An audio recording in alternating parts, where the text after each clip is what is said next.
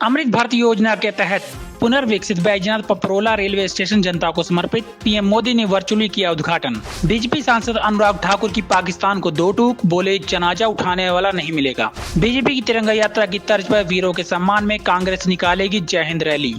अक्टूबर महीने से बंद साच पास हुआ बहाल, पांगी निवासियों को मिली संजीवनी। बिलासपुर में प्रदेश के पहले स्टेट लेवल यूनिफाइड गेम्स 2024-25 का आयोजन, मंत्री राजेश धर्माणी ने किया उद्घाटन। श्री मणिमहेश कैलाश मानसरोवर यात्रा की तैयारियां शुरू, डीसी चंबा और एसपी ने व्यवस्थाओं का किया निरीक्षण। मैं हूँ HIV वायरस, नाम तो सुना ही होगा। मुझे वो लोग बिल्कुल अच्छे नहीं लगते जो मुझसे दूर रहने के लिए हर बार कॉन्डम का इस्तेमाल करते हैं। जब खून चढ़वाने की जरूरत पड़ती है तो मान्यता प्राप्त ब्लड बैंक में चले जाते हैं।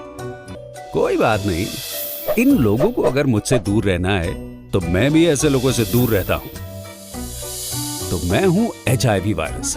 मेरे बारे में जानने के लिए 1097 पर कॉल करके सवाल किया गया।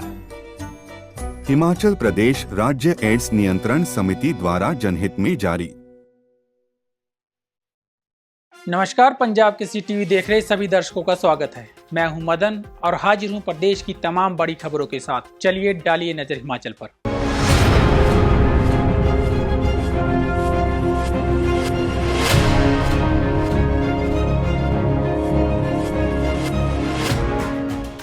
पहली खबर का रुख करते हैं। प्रधानमंत्री नरेंद्र मोदी ने गुरुवार को अमृत भारत स्टेशन योजना के तहत पुनर्विकसित देश के रेलवे स्टेशनों का वर्चुअल माध्यम से उद्घाटन किया। इसमें पुनर्विकसित अमृत भारत स्टेशन योजना के तहत पहले कांगड़ा घाटी के लाइफलाइन कहा जाने वाला बैजनाथ पपरोला रेलवे स्टेशन भी जनता को समर्पित किया। नॉर्दर्न रेलवे के अधिकारियों के अनुसार देश भर में इस तरह के 103 रेलवे स्टेशनों को इस योजना के तहत तैयार किया गया है। इस दौरान बैजनाथ पपरोला रेलवे स्टेशन पर रेलवे के उच्च अधिकारी, कांगड़ा चंबा के सांसद डॉक्टर राजीव भारद्वाज और राज्यसभा सांसद इंदु गोस्वामी विशेष रूप से उपस्थित रहे। इस आधुनिक स्टेशन में 100 फुट ऊंचा तिरंगा भी स्थापित किया गया है। बढ़ते हैं अगली खबर की ओर। भारतीय जनता पार्टी की ओर से पूरे प्रदेश में तिरंगा यात्रा आयोजित की जा रही है और इसी कड़ी में जिला सिरमौर में भी एक भव्य तिरंगा यात्रा निकाली गई। पांवटा साहिब के ऐतिहासिक रामलीला मैदान में आयोजित इस कार्यक्रम में सांसद अनुराग ठाकुर, बीजेपी प्रदेशाध्यक्ष राजीव बिंदल सहित पार्टी कार्यकर्ताओं ने बढ़ चढ़कर भाग लिया। कार्यक्रम का उद्देश्य ऑपरेशन सिंदूर में भारतीय जवानों द्वारा दिखाए गए अदम्य साहस और पराक्रम को जन जन तक पहुंचाना था। तिरंगा यात्रा के माध्यम से भाजपा कार्यकर्ताओं ने एकजुट होकर देश के वीर जवानों को श्रद्धांजलि अर्पित की और राष्ट्रभक्ति का संदेश फैलाया। इससे पहले रामलीला मैदान में अनुराग ठाकुर ने अपने संबोधन में पाकिस्तान को दो टूक जवाब दिया। उन्होंने कहा कि हमारे वीर जवानों ने पाकिस्तान को मुंह तोड़ जवाब दिया है। उन्होंने पाकिस्तान को चेताते हुए कहा कि अगर फिर से आतंकवाद जैसी हिमाकत की तो इस बार कोई जनाजा उठाने वाला तक नहीं मिलेगा। और पाकिस्तान वालों को हम कहना चाहते हैं, आप अपने आतंकवादियों के पीछे छिपकर हिंदुस्तान के साथ लड़ाई लड़ना चाहते हो। जब जब सीधा युद्ध भारत और पाकिस्तान का हुआ है साथियों, चाहे 65 का युद्ध हो, 71 का युद्ध हो, कारगिल की लड़ाई हो, हर बार भारत ने पाकिस्तान को धूल चटाई है और ऑपरेशन सिंदूर में भी करके दिखाया है कि पाकिस्तान अगर आंख उठाकर देखेगा तो आंखें नोचने का काम कर लिया जाएगा साथियों।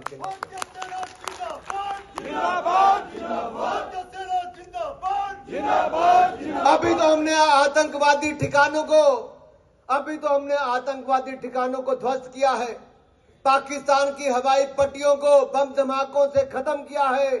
पाकिस्तान के बहुत सारे सैन्य ठिकानों को जो महत्व के थे उन पर ऐसे प्रहार किए कि पाकिस्तान को चारों खाने चित करने का काम किया है। और पाकिस्तान को मैं सचेत करने वाला हूं, अगर अगली बार कोई आतंकवादी हमला भारत की ओर करने का प्रयास किया तो उस जनाजों में जनाजा उठाने वाला भी कोई नहीं मिलेगा और जनाजों के साथ रोने वाला भी कोई नहीं मिलेगा, रोने वाला भी कोई। भारत पाक युद्ध के बाद भाजपा जहां पूरे देश में तिरंगा यात्रा निकाल रही है, वहीं अब कांग्रेस भी देश भर में वीरों के सम्मान में जय हिंद रैली का आयोजन कर रही है। कांग्रेस हिमाचल प्रदेश में 30 मई को शिमला में रैली का आयोजन करेगी, जिसके बाद सभी जिलों में जय हिंद रैली निकाली जाएगी। मुख्यमंत्री के प्रधान मीडिया सलाहकार नरेश चौहान ने कहा कि भारत पाकिस्तान युद्ध में जिस तरह से सेना ने अपना पराक्रम दिखाया है, उसको देखते हुए कांग्रेस पूरे देश भर में सेना के सम्मान में जय हिंद रैली का आयोजन कर रही है और इसके तहत शिमला के चौड़ा मैदान में भी 30 मई को रैली करने जा रहे हैं, जिसमें कांग्रेस के वरिष्ठ नेता अजय माकन, रजनी पाटिल सहित कई नेता शामिल होंगे। भारतीयों को सेना पर गर्व है और सेना ने पाकिस्तान में आतंकी ठिकानों को ध्वस्त करके ये साबित भी कर दिया है। नरेश चौहान ने कहा कि सेना पर राजनीति नहीं होनी चाहिए, इसका श्रेय किसी भी दल को नहीं लेना चाहिए। कांग्रेस पार्टी सेना के मनोबल को बढ़ाने और सेना के सम्मान के लिए जय हिंद रैली निकाल रही है। देखिए 30 तारीख को जो है हमने ये शिमला में रखा है प्रोग्राम, जिसमें सभी कांग्रेस के कार्यकर्ता और सभी नेतागण, चाहे आप विधायक की बात करें, माननीय मुख्यमंत्री जी, पार्टी के लोग, पार्टी अध्यक्ष और पार्टी हाईकमांड से हमारी जो इंचार्ज हैं रजनी पाटिल जी, जनरल सेक्रेटरी हैं, CWC की मेंबर हैं, और उसके अलावा जो जानकारी है अजय माकन जी हमारे सीनियर लीडर है Congress, all India Congress committee के, वो इसमें पार्टिसिपेट करेंगे। हम सभी लोग, सभी हमारे जितने भी फ्रंटल ऑर्गेनाइजेशंस के लोग हैं वो सभी और पूरे जोर शोर से अपनी सेनाओं के लिए जो शौर्य उन्होंने दिखाया, उनको आप समझें कि इसका जय हिंद सभा के नाम से पूरे देश के अंदर कांग्रेस पार्टी ने ये कार्यक्रम किए हैं। और हिमाचल प्रदेश में हमने इसका जो कार्यक्रम रखा है वो 11 बजे शिमला के अंदर 30 तारीख को इस जय हिंद सभा को हम करने जा रहे हैं। पांगी वासियों के लिए महत्वपूर्ण और अक्टूबर महीने से बंद साज पास आखिरकार बहाल हो गया है। साज पास का पुनः बहाल होना न केवल स्थानीय लोगों के लिए बल्कि पूरे क्षेत्र के लिए विकास के लिए महत्वपूर्ण है। यह मार्ग 14,000 फीट की ऊंचाई पर स्थित है। यह मार्ग जिला मुख्यालय चंबा को जोड़ने वाला सबसे निकटतम मार्ग है, जिसके पुनः खुलने से पांगी के निवासियों को संजीवनी मिल गई है और इससे उन्हें भारी किराए से राहत मिलेगी। लोक निर्माण विभाग ने इस मार्ग को बहाल करने के लिए अप्रैल महीने से ही कार्य शुरू कर दिया था। साज पास बहाल होने से लोगों को जिला मुख्यालय जाने में काफी सुविधा होगी। इससे न केवल समय की बचत होगी बल्कि आर्थिक दृष्टि से भी लाभ होगा। अधिकारियों के अनुसार इस मार्ग को बहाल करने के लिए 5 JCB मशीनों और 2 पोकलेन मशीनों का उपयोग किया गया। साथ ही लोक निर्माण विभाग के 15 से अधिक कर्मचारियों की तैनाती की गई थी। हिमाचल प्रदेश के पहले राज्य स्तरीय यूनिफाइड गेम्स 2024-25 का आयोजन बिलासपुर के कहलूर स्पोर्ट्स कॉम्प्लेक्स में किया जा रहा है।